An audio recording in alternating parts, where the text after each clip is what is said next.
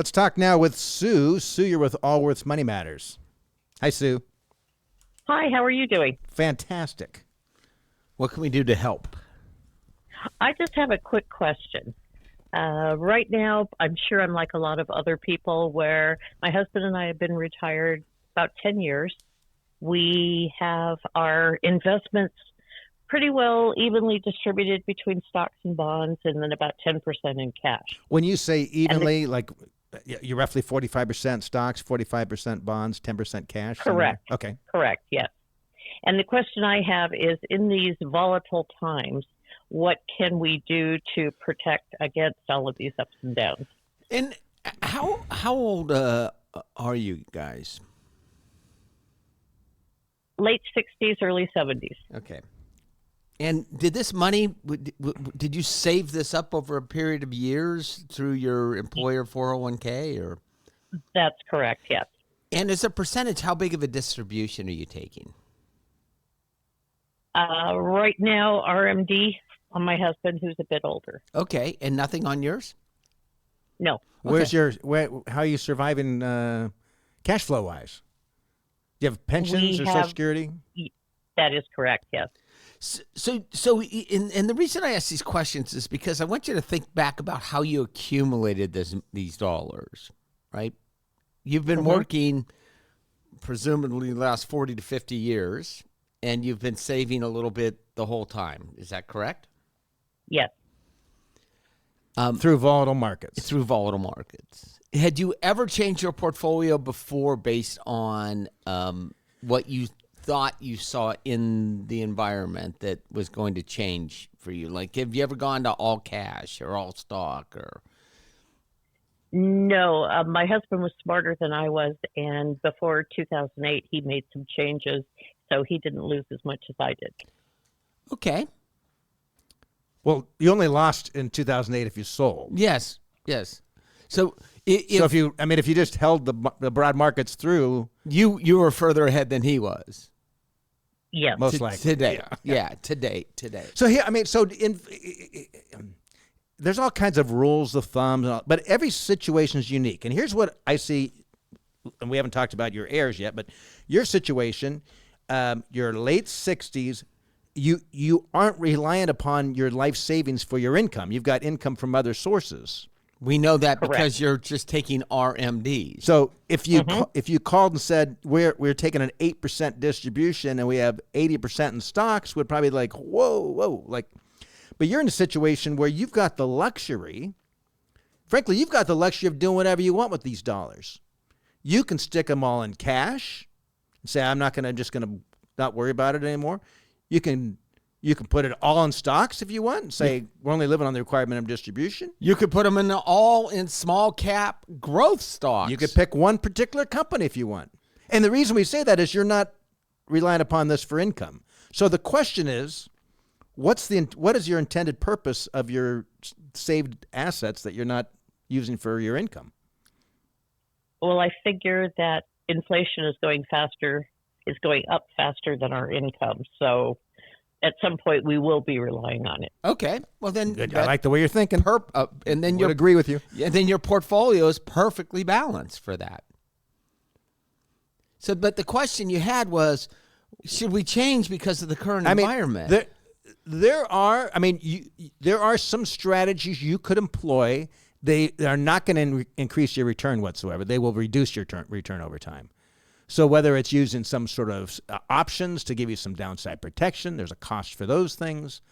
But you've lived through recession after recession after recession. If you were taking a large distribution on this, I'd be, a little more empathetic. I don't think I would recommend any changes. You've got a relatively small allocation. You're less than 50% in equities.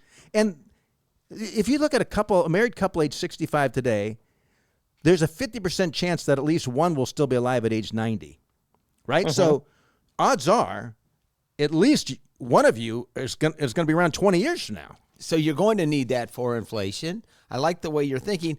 I wouldn't pay this is hard to say because it's hard to do, any attention to what's going on in the economic environment. I was thinking, last time we did the show, Scott, you talked about AI. Artificial intelligence. briefly, just being a complete tailwind to the economy. To the economy, right? So we might be going into a recession. But we might be going into a hyper-growth area of the economy as well. We might be doing a combination of the two of the things. In some industries, we'll be in recession. In others, there will be hyper-growth. But the reality is we get clouded by this political environment in which we live.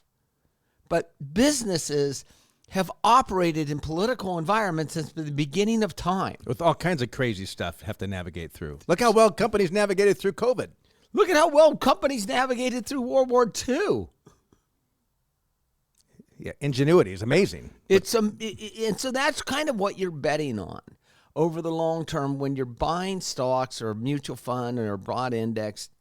You're betting that American or ingenuity in general is going to provide you with some balance. And the reason we do balanced portfolios, widely diversified, is because we know some of them are going to be wrong. Just flat out. But I think your portfolio is perfect. Okay, well, that's really good to hear. Scott, I wouldn't worry about it at all. correct. Okay.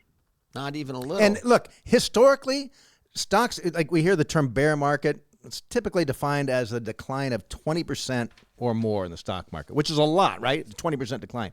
Historically, that happens about once every 4 years, a little less than that, about once every 4 years. Actually, we just went through it on an intraday basis last month. yes, and it was over pretty quick. Right. If you're on a long vacation, you would have missed the whole thing. But look, there's been longer ones too, right? So the financial crisis was a horrible time to live through. But I think it comes down to, like, what is your approach to investing? Because it's so tempting to say, let's get invested when things are going to be good, and let's get out when things are going to be poor. But there's no way to tell these things. And if you look historically, there's been nobody, the best experts, with the most brilliant minds of the best mathematicians on the planet working for teams cannot outsmart the markets. Yes. Remember the big where the quants were going to own the market? This is my quant. Remember that? Long-term capital? Was that the one? Yeah, that was a long time ago. That was a long time ago. You're great. 98, I think. You're great. You're a good saver. You're relatively, it sounds like you don't overspend. You're great. Yeah, I wouldn't worry. And when it goes down, look, in the way you get returns higher than cash and bonds is through those ups and downs. So next time it goes down, you think, stocks historically have done about 10% a year, about 7 percentage points above that of inflation. That's what your concern was. They have done 6 or 7 percentage points above that of inflation over the last 100 years. Not every year, obviously, but so when it goes down, a big day and the news makes it sound like it's different this time, like, just remember, wait a minute. This is what I have to go through to get those excess returns. It's called a risk premium. Your premium that you're paying is the added volatility risk above that of the short-term treasury. That's how it works. So appreciate the call.